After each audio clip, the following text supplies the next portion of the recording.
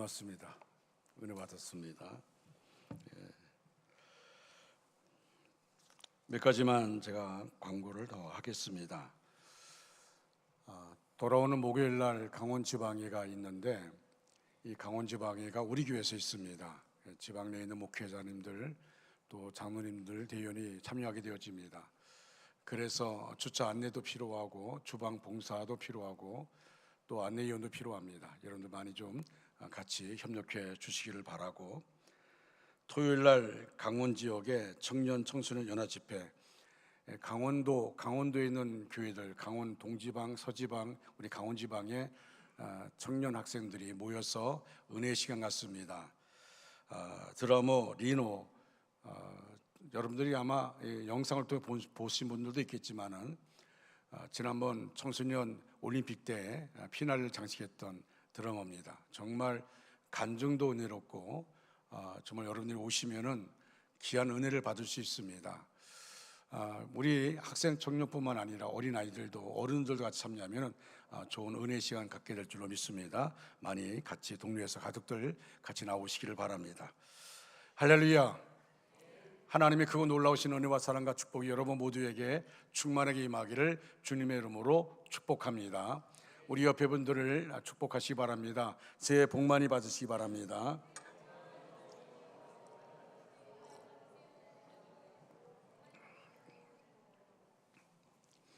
가슴에 손을 얹고 우리의 믿음을 표현하겠습니다.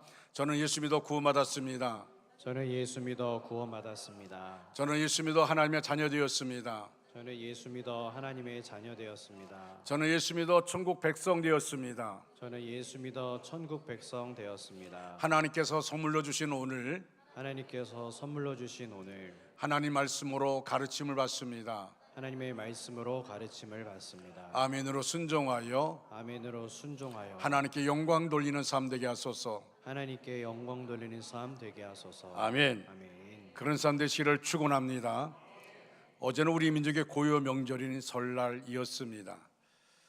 부산에 사는 한 노인이 서울에 있는 아들에게 전화했습니다. 야, 오늘 네 엄마하고 이혼할 거다. 아버지 무슨 말씀이세요? 이혼이라니요? 네 엄마하고는 더 이상 못 살겠다. 정말 지긋지긋하다.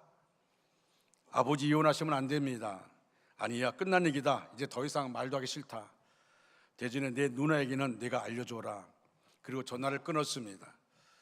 서울의 아들이 대전의 누나에게 전했습니다. 누나는 큰일 났어. 아버지가 이혼하신대. 뭐라고 말도 안 돼. 대전의 딸이 당장 아버지에게 전했습니다. 아버지 무슨 말씀이세요? 이혼은 안 돼요. 절대 안 돼요. 아니야, 이혼한다. 더 이상 얘기하지 마라. 우리가 지금 달려갈 테니까 그때까지 그냥 계세요. 이혼하시면 절대 안 됩니다. 라고 전화가 끝났습니다. 전화를 끊은 후 노인의 부인에게 말했습니다. 여보, 이제 아이들이 올 거야. 노인의 기쁨이 무엇입니까? 생일날 아들, 딸, 손주들을 보는 것입니다. 명절에 아들, 딸, 손주들을 보는 것입니다. 한 해를 살면서 가장 기쁜 날이 아들, 딸이 찾아오는 생일과 명절입니다. 그런데 아들, 딸, 손주들이 사는 것이 바쁘다는 핑계로 오지 않으니 이혼 소동을 벌여 억지로라도 오게 한 것입니다. 명절이 되면 사람들은 누구나 고향을 그리워하며 고향을 찾는 풍속이 있습니다. 우리도 많은 사람이 고향을 찾아 대이동을 하였습니다. 고향 가는 길이 아무리 멀고 험하고 많은 시간이 걸려도 길을 쓰고 고향을 찾아갑니다. 왜 그렇습니까? 사람은 누구나 고향을 그리워하는 것이 본능이기 때문입니다. 아무리 낙후된 시골이 오지라도 고향에 가면 푸근함과 옛날의 따스한 정을 느끼게 됩니다. 마치 어머니 품은 언제나 그리운 것과 같습니다. 또한 설날은 그냥 명절이 아니라 새롭게 시작하는 날입니다. 따라서 여러분이 세웠던 계획을 다시 한번 점검하시고 또 미처 계획을 세우지 못했다면 이 시간을 통하여 세워보시기를 바랍니다.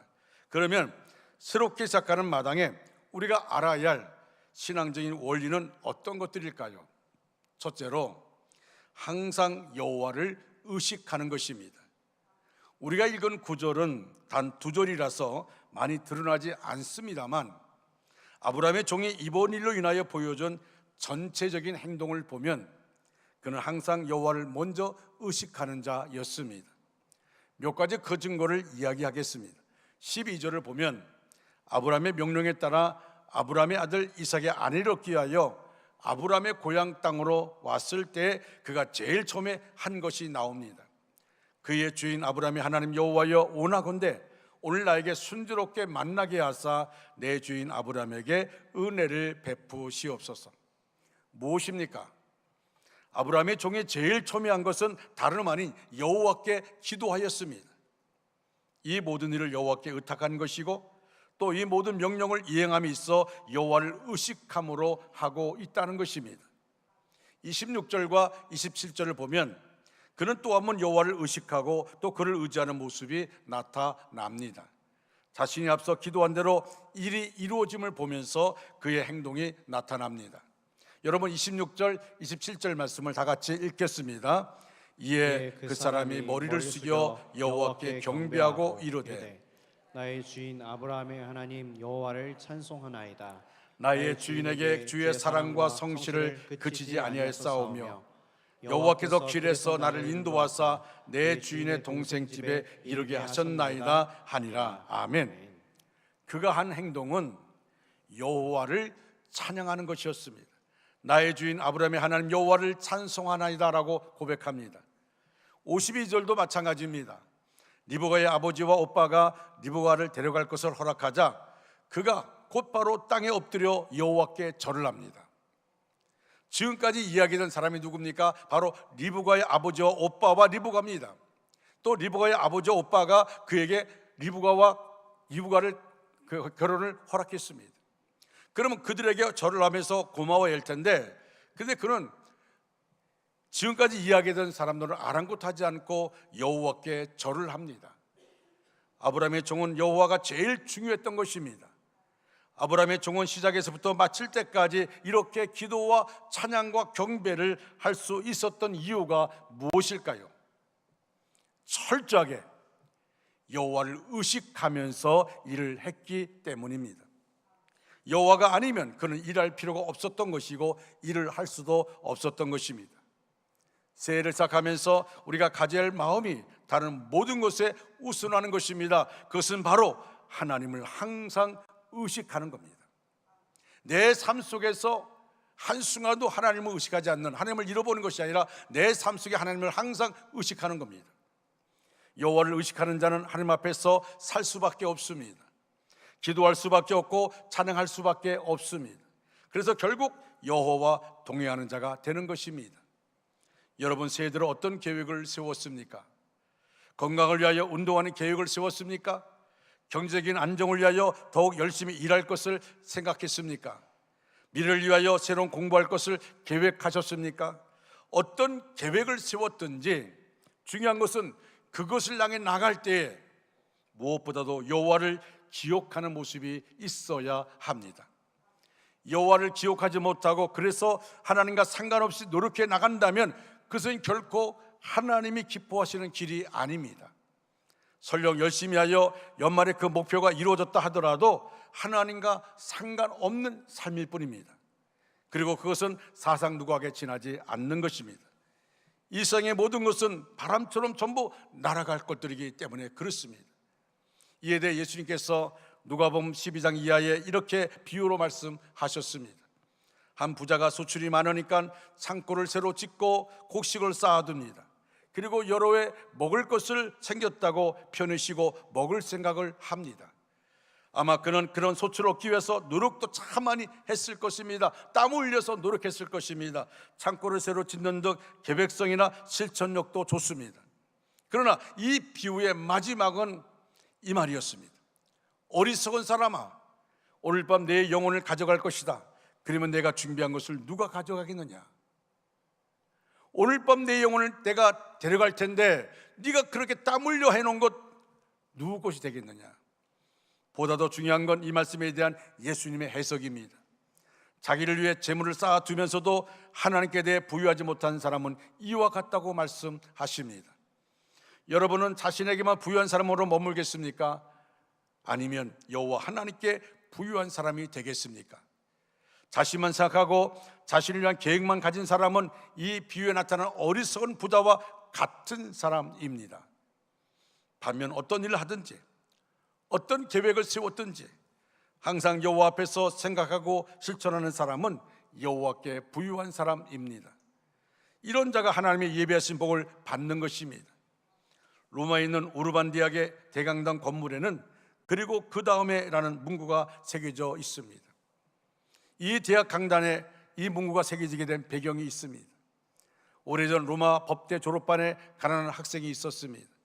경제적인 어려움으로 졸업을 할 수 없는 상황에 대해서 고민하다가 그가 필립 네리라는 예수를 잘 믿는 부자 노인을 찾아가 도움을 청했습니다. 네리는 그 요청을 들어주기로 허락한 후에 다음과 같은 질문을 하였습니다. 자네 법대를 마치면 무엇을 하려는가? 변호사가 되렵니다. 그리고 그 다음엔 돈을 벌겠습니다. 그리고 그 다음엔 집을 짓고 결혼해야지요. 그리고 그 다음엔 자녀를 낳고 교육을 시켜야지요. 그리고 그 다음엔 점점 늙어가겠지요. 그리고 그 다음엔 학생은 대답을 못하고 고개를 떨구고 말았습니다. 이때 내리는 엄숙하게 입을 열었습니다. 그 다음엔 죽음이고, 그 다음엔 하나님의 심판이 있고, 그 다음에 예수 안에서는 영원한 천국이고 예수 밖에서는 영원한 지옥이 있네. 그런데 자네는 그걸 모르고 기껏 죽기 위해서 공부하겠는가? 사람들이 이 땅에서 먹고 사는 문제를 굉장히 중요하게 여깁니다. 그러나 좀 더 차원을 높이면 먹고 사는 문제보다도 왜 사느냐, 어떻게 사느냐가 더 중요합니다. 먹고 사는 것은 생존에 관한 문제라면 왜 사는가 하는 것은 존재 가치의 문제이기 때문입니다. 인간은 먹고 살기 위하여 태어난 존재가 아닙니다. 우리는 하나님의 형상대로 창조되었기 때문에 하나님의 목적을 따라 살도록 지음받은 존재입니다. 여러분의 계획을 점검하시기 바랍니다. 그 계획을 이루는 데 있어 제일 먼저 할 일은 그 계획을 실천해 나갈 때 항상 여호와를 의식하는 것입니다. 두 번째로 먼저 할 일을 알아야 합니다. 두 번째 보여준 모습은 오늘 우리가 읽은 말씀입니다. 먼 길을 온 이 종에게 라반과 리브가는 손님을 대접하는 최대한의 예를 갖춥니다. 손님의 발을 씻길 뿐 아니라 타고 온 약대도 잘 돌봐줍니다. 그리고 맛있는 음식을 차려 먼 길 여행에서 온 허기를 달래도록 합니다. 그런데 이때 종은 이렇게 말합니다. 33절 말씀 보면 내가 내일을 진술하게 전에는 먹지 아니하겠나이다. 이것은 자신이 오게 된 사연을 말하지 않으면 먹지 않겠다는 뜻입니다. 그리고 이곳에 오게 된 사연을 말하겠다는 것은 결국 아브라함과 약속하고 온 목적, 지금까지 하나님 앞에서 기도하며 하나님을 의지하고 왔던 그 본래 일을 먼저 하겠다는 의미입니다. 생각해 보십시오. 그도 사람입니다. 여러분, 거리로 보면 800km를 왔다고 그렇게 말합니다. 800km. 여러분, 말이 800km지 800km가 쉬운 곳입니까? 얼마나 피곤하겠습니까? 일단 차려진 음식을 먼저 먹어도 됩니다. 또한 이젠 아브라함의 동생의 집에 도착했으니 자신의 말대로 하나님께서 순탄하게 일이 진행되도록 하셨으니까 하루쯤 쉬었다가 다음날 얘기해도 됩니다. 무엇보다 허기진 상태에서 먹는 것이 우선일 수가 있습니다. 또한 먼저 먹는 것이 차린 사람에 대한 예의이기도 합니다. 그러나 그는 단호하게 말합니다. 내가 내일을 진술하게 전에는 먹지 아니하겠나이다. 이것은 여호와 앞에서 먼저 할 일이 있음을 밝히는 것입니다. 자신이 쉬는 것, 체면치레 하는 것, 이런 것들은 먼저 할 일이 아니라는 것입니다. 자신에게 주어진 하나님의 일을 먼저 해야만 한다는 것입니다. 이런 모습은 뒤에도 나옵니다. 리브가를 멀리 떠나 보내는 라반의 집의 입장에서 리브가를 며칠도 머무르고 떠나길 원했습니다. 그러나 이때 아브라함의 종은 단호하게 얘기합니다. 56절 말씀 보시면 나를 만류하지 마소서. 여호와께서 내게 형통한 길을 주셨으니 나를 보내어 내 주인에게로 돌아가게 하소서. 아브라함의 종은 자신에게 맡겨진 일을 미루고 싶지 않았던 것입니다. 그는 주인과 약속한 일, 곧 하나님이 자신에게 맡긴 일이라고 여겨지는 것을 천천히 이루고 싶지 않았습니다. 다른 것보다 먼저 이루고 싶었던 것입니다. 설날을 맞아 우리가 점검할 일이 바로 이것입니다. 우리는 많은 일을 해야 합니다. 그런데 정말 먼저 할 일이 무엇이냐는 것입니다. 우리의 판단은 참 이기적입니다. 그래서 먼저 해당하는 일로 어떤 것들을 꼽습니까? 시기적으로 빨리 이루어야 할 일, 금전적으로 큰 일, 손해를 줄일 수 있는 일, 이익을 극대화할 수 있는 일 등 이런 것들을 먼저 생각합니다. 자신이 우선입니다. 자신이 먼저 급한 것들을 생각합니다. 그러나 우리 주님은 이렇게 말씀합니다. 마태복음 6장 33절에서 너희는 먼저 그의 나라와 그의 의를 구하라. 그리하면 이 모든 것을 너에게 더하여 주시리라 말씀하여 주셨습니다. 주님께서는 아버지의 나라와 아버지의 뜻을 먼저 구하라고 하십니다. 우리의 생각이나 계산과는 다릅니다. 그런데 이 세상에서 계산적인 우리가 보지 못하는 게 있습니다. 천지를 움직이시는 하나님께서는 우리 계산법대로 천지를 움직이지 않으신다는 것입니다. 하나님의 법칙에는 먼저 그의 나라와 그의 의를 구하라는 것입니다. 이것은 우선 시간적으로 주님의 일을 먼저 하라는 것입니다. 여러분 개인의 계획과 주님의 일이라고 여겨지는 일이 동시에 있을 때 어떤 것을 선택하시겠습니까? 주님의 일을 시간적으로 먼저 해야 합니다. 그리고 나서 내 일을 하는 것입니다. 이것은 또한 즉각적인 순종을 요구하는 것입니다. 질적인 면에서 순종을 요구하는 것입니다. 하나님의 명령을 순종하여 하고 그것을 순종하는 데 있어 지체하지 말라는 것입니다. 여러분 먼저 어떤 일을 하시겠습니까? 먼저 주님이 기뻐하신 일부터 하시기 바랍니다. 그게 복받는 자의 모습입니다. 세 번째로 내가 할 수 있는 데까지 충성하면 되는 것입니다. 주님 앞에서 우리가 명심해야 할 것이 내가 다 하는 양 착각하면 안 된다는 것입니다. 아브라함의 종은 일을 잘 해냈습니다. 그러나 그는 절대 자신이 했다고 생각하지 않았습니다. 그는 자신이 할 수 있는 만큼 할 뿐이라는 생각을 가졌습니다. 그 이상은 하나님의 역사라는 생각을 하였던 것입니다. 이것은 아브라함의 명령을 받을 때부터 정리된 내용이었습니다. 그는 아브라함의 명령을 받고서는 순종하는데도 그는 궁금했습니다. 아브라함에게 말합니다. 명령한 일, 주인이 명령한 일이 이루어지지 않으면 어떻게 합니까? 주님 나에게 명령한 일이 이루어지지 않으면 어떻게 합니까? 물었습니다. 그때 아브라함이 이렇게 말합니다. 종이 너는 가는 것까지가 너의 일이다. 내가 너에게 명령했지만 너에게 말했지만은 너는 내 말에 순종하고 가는 것까지가 너의 일이다 하는 것입니다. 그렇습니다. 아브라함의 종은 결코 하나님이 아닙니다. 그가 할 일과 하나님이 하실 일은 엄연히 다릅니다. 그는 다만 자신에게 주어진 만큼만 가면 되는 것입니다. 그 이상은 하나님께서 이루어 주시는 것입니다. 종은 이 생각으로 일을 했습니다. 오늘 본문을 자세히 보면 생각할 부분이 많습니다. 지금 이 종을 감시하는 사람은 아무도 없습니다. 주인 아브라함은 800km나 떨어진 곳에 있습니다. 사람의 악한 모습 중에 하나가 뭐냐면 남이 보지 않을 때는 성실하기 힘들다는 것입니다. 아무도 보는 사람이 없을 때는 얼마든지 자기 마음대로 할 수 있습니다. 아무도 보지 않는다 생각할 때 얼마든지 자기가 마음대로 말할 수 있습니다. 마음대로 남을 평가하기도 합니다. 진실하고 성실한 일꾼인가 아닌가를 볼 수 있는 중요한 기준이 아무도 보지 않을 때 그가 어떻게 행동하는가, 어떻게 말을 하는가 보면 압니다. 사람들이 보는 앞에서는 열심히 하는 척 하기는 쉽습니다. 사람들이 알아주고 칭찬해 줄 때는 신이 나서 하고 자기를 크게 드러내기 위해서 애를 씁니다. 그러나 사람들이 인정해 주지 않고 사람의 눈에 보이지 않는 곳에서는 대충 하기가 쉬운 법입니다. 미국에 있는 교회 중에 유명한 윌로 크릭 교회의 빌 하이베이스 목사님이 아무도 보지 않을 때 너는 누구냐는 책을 썼습니다. 제가 지난번 이 예화를 든 적이 있습니다. 왜냐하면 내 마음속에 깊이 간직한 말이기 때문에 그렇습니다. 아무도 보지 않을 때 너는 누구냐? 아무도 보지 않을 때 너는 누구냐? 아무도 보지 않을 때도 나는 그리스도인인가? 과연 하나님께 충성하는 사람인가? 아니면 눈가리만 하면서 살고 있지는 않은가? 하나님의 유익보다 나 자신의 유익만 생각하고 살지는 않는가 생각해 보게 됩니다. 오늘 최선을 다하여 자기의 사명을 감당한 한 사람의 종으로 말미암아 아브라함의 가정은 마침내 큰 기쁨을 누리게 됩니다. 여러분, 우리는 하나님의 일꾼입니다. 이 말은 곧 우리가 하나님 되어서도 안 되고 될 수도 없다는 사실을 인정하는 고백입니다. 나 하나로 인하여 하나님이 기뻐하시고 나 한 사람으로 인하여 하나님의 교회가 고민하고 아파해서는 안 됩니다. 우리 중에는 마치 자신이 신앙생활을 잘하고 다른 교우들은 문제가 많다고 생각하고 가르치고 질책하는 바리새적인 신앙인이 있습니다. 그래서 다른 교우들에게 상처를 주는 이가 있습니다.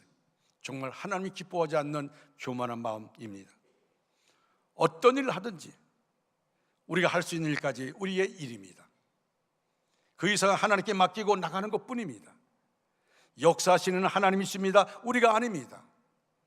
인간의 근본적인 삶의 목적은 하나님의 영광을 위한 것입니다. 하나님의 즐거움, 하나님의 기쁨을 위해서 우리가 만들어졌다는 사실입니다.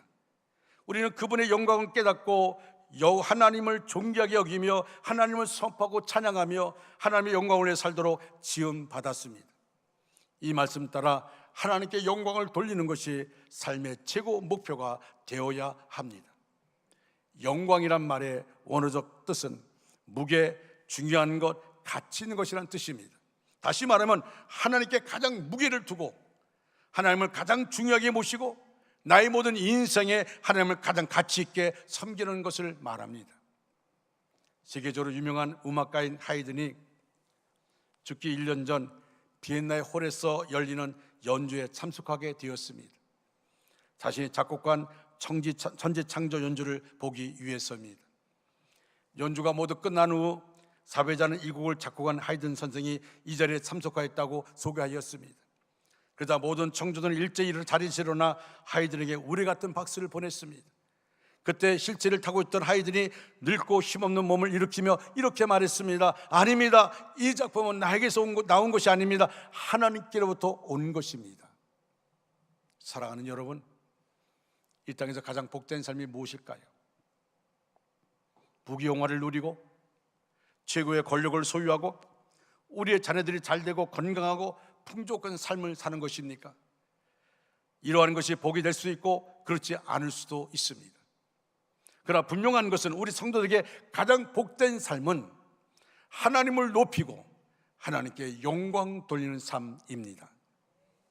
2024년 새해를 맞아서 교회에서 일을 맡았던 새로운 계획을 세웠던 어떤 일을 하든지 간에 중요한 것은 우리가 할 수 있는 일까지 최선을 다해서 나가면 된다는 것입니다. 그리고 나서 이루어지지 않는 일에 대해서 하나님은 책임을 묻지 않습니다. 아니 오히려 그 이상은 앞서 말씀드렸듯이 하나님께서 반드시 책임을 져 주십니다. 제가 늘 몇 번 강조했습니다마는 우리는 영적인 것에 민감해야 됩니다. 하나님의 음성을 들으려고 해야 됩니다. 하나님의 마음을 품어야 됩니다. 그리고 하나님 우리가 어떤 마음을 주실 때 그럴 때 우리는 그것이 부담스럽다 할지라도 내가 하려고 해서는 안 됩니다. 내가 하려고 하기 때문에 부담스러운 겁니다. 내가 하려고 하기 때문에 멈춰지는 것입니다. 난 단지 하나님의 말씀을 들었다면 내가 기도 가운데 음성을 들었든지 또는 설교 시간에 말씀을 통해서 음성을 들었든지 나에게 주어진 것 그것을 내가 하나님 나에게 주신 말씀이라면 우리는 그 앞에 아멘하고 그냥 나가면 됩니다. 내가 다 이루려고 하니까 문제가 있는 겁니다. 내가 다 이루려고 하니까 멈추는 것입니다. 시작한 일은 내가 해야 할 부분까지는 결과와 상관없이 충성스럽게 감당하는 자가 되시기를 바랍니다. 그러면 그 안에서 하나님이 일하시는 것을 보게 되어집니다. 나는 순종할 뿐입니다. 나는 아멘할 뿐입니다. 그러나 그 안에서 하나님이 일하십니다. 그리고 그 일에, 그 하나님의 일에 내가 쓰임받는 도구 되었다는 것이 얼마나 감사한지 모릅니다. 여러분, 우리는 하나님의 도구로 쓰임받아야 됩니다. 악한 사탄의 도구가 되어서는 안 됩니다. 하나님의 도구에 쓰임받아야 됩니다. 내 경험, 내 생각들을 내 지식 가지고 하는 게 아닙니다. 하나님이 주신 말씀이 내 인생을 지배해야 되는 것입니다. 사랑하는 여러분, 이제 말씀을 마무리합니다. 설날을 맞아 이 자리에 나오신 여러분은 참 귀한 존재들입니다. 고향을 찾아왔습니다. 부모를 찾아온 분들이 이 자리에 같이 한 자리에 모여서 앉아서 예배 드린다는 건 너무 귀한 겁니다. 그래서 내가 주의 말씀 가운데 있다는 것이죠. 여러분 참 귀한 존재입니다. 이제 오늘 말씀을 따라 새롭게 한 해를 시작하시기 바랍니다. 이미 시작된 한 해이지만 오늘 말씀에 따라 다시 한번 새로움으로 도전해 보시기 바랍니다. 항상 여호와를 의식하며 나갑시다.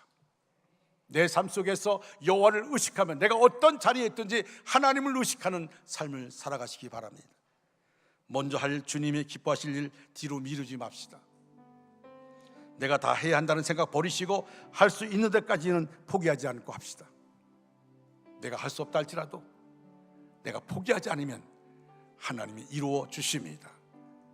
이렇게 새해를 함께 향해 나가는 여러분에게 하나님의 복이 넘치는 한 해가 되시기를 주님의 이름으로 축원합니다. 축원합니다. 우리 다 같이 자리에 일어나셔서 나의 남은 생애는 찬양하겠습니다.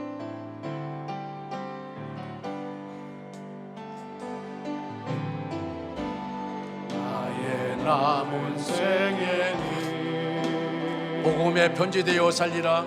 복음의 편지되어 살리라.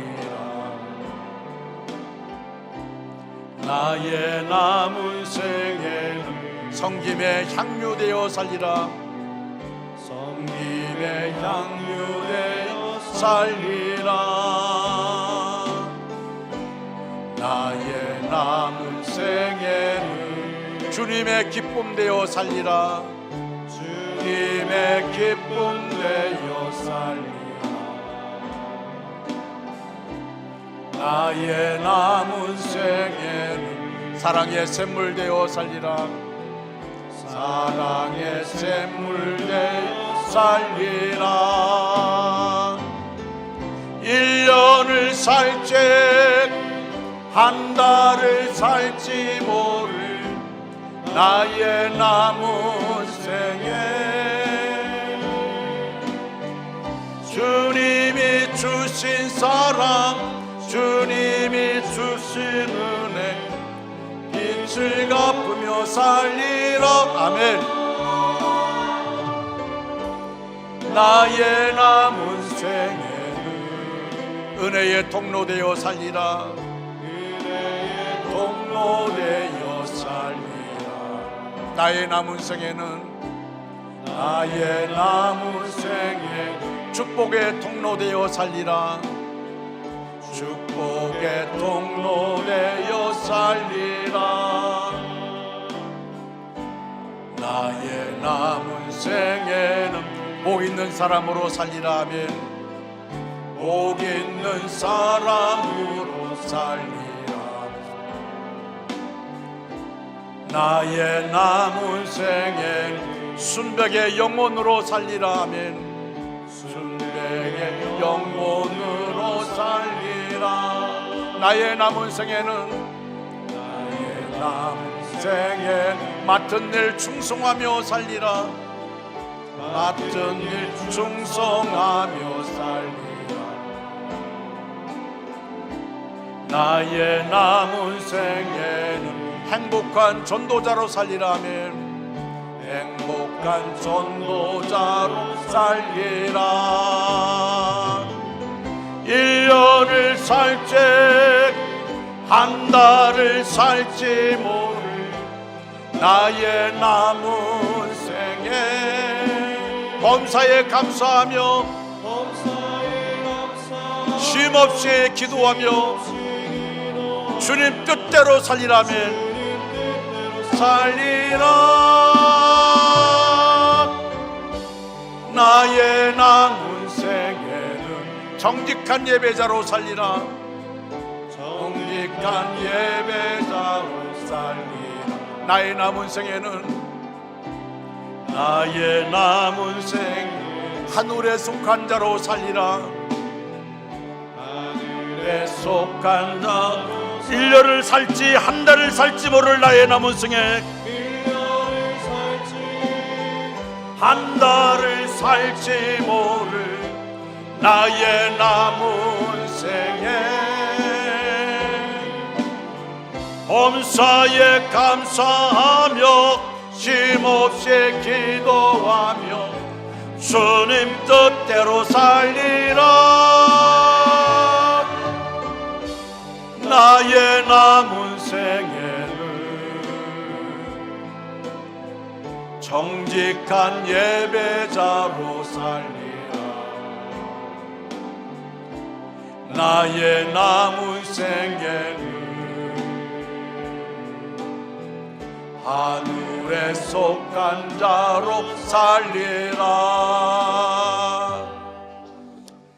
지금은 우리 구주 예수 그리스도의 은혜와 하나님 아버지의 극진하신 사랑하심과 성령님의 감화감동 내지로 충만 역사하심이 우리의 전체 위에, 우리의 가정과 생活과 사업과 학업 위에, 원조 땅과 대한민국과 세계 도처에 목숨 걸고 복음을 전하는 선교사 가족 위에 이제로부터 영원토록 함께 하시기를 간절히 축원하옵나이다.